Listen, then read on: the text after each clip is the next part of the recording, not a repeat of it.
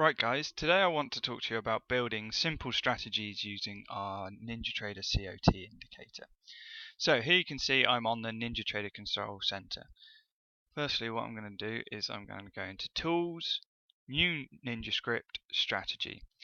Really what I'm going to walk through today is how you can build automated systems straight off the COT indicator that you can run on NinjaTrader. So for any of you that have downloaded our free ebook, you can see some of the systems in there. You can actually then build them using NinjaTrader. So I'm in my strategy wizard.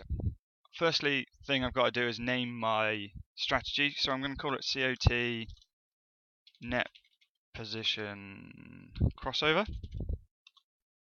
Net position cross will do. Can enter a small description of the strategy. So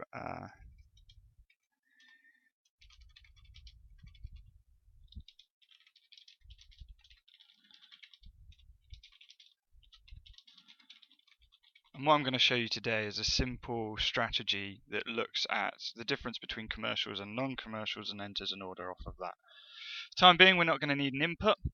Actually, what I will do is let's put in an input called stop loss.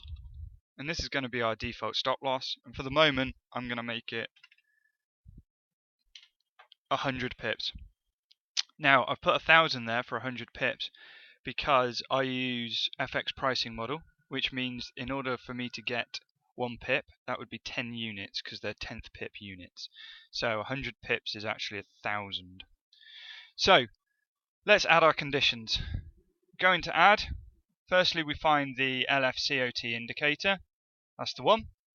And what I want for this one is I want net position. And what we're going to do is we're going to look at the difference between net position for commercials and non-commercials, and we're going to follow the non-commercials. So in this one, I want non-commercials. I'm going to plot it on the chart to be true, are greater than, and we're going to find the same LFCOT indicator, greater than, net position again, and commercials. Now if you look at these settings here, I've put default input. What this will do is if I place this on euro dollar, it will automatically recognize it's on euro dollar and do euro dollar. If it's on pound dollar or cable, it will automatically recognize that. What I could do is I could actually set the exact input series that I wanted it to do. The next thing we need to change on this one though is this date. Now reported date means that the system would actually place trades on the Tuesday when the data actually is timestamped for in the COT report. What we want it to do is actually mimic real life, which is actually place the trade on the Friday or the Monday when the data is actually released. So there we go, that's our condition all done. And what we're going to do is we're going to follow the longs. So non-commercials above commercials, I'm going to enter long. What I'm now going to do is enter my short position. Let's do Control C, Control V. And then I modify it, and in this case if non-commercials are less than the commercials, I'm going to go short. Now if you look at that system by itself, because I've done greater than or less than, what you'd say is on every bar close it would enter a new short or a new long position depending if non-commercials were higher than commercials. Now that would be true, but in NinjaTrader we can cleverly set how many times we enter a trade. So if we have that set to 1, it will only enter that trade on the first time non-commercials are greater than commercials on that bar close. If I now do next, I can add in my stop loss.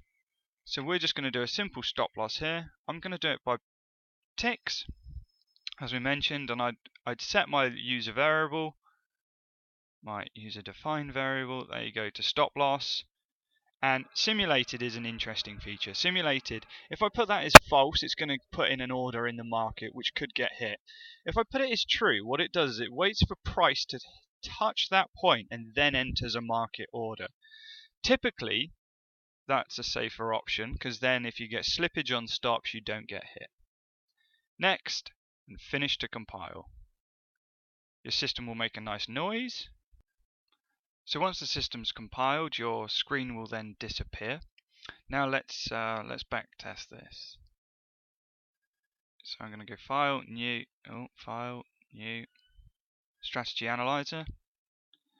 You see we're on one of our test boxes here, so you'll see a lot of stuff on here. We're going to backtest. And there you go, it's popped up instantly. There's our COT, net position cross, stop loss, Slightly increased by an additional 0 there.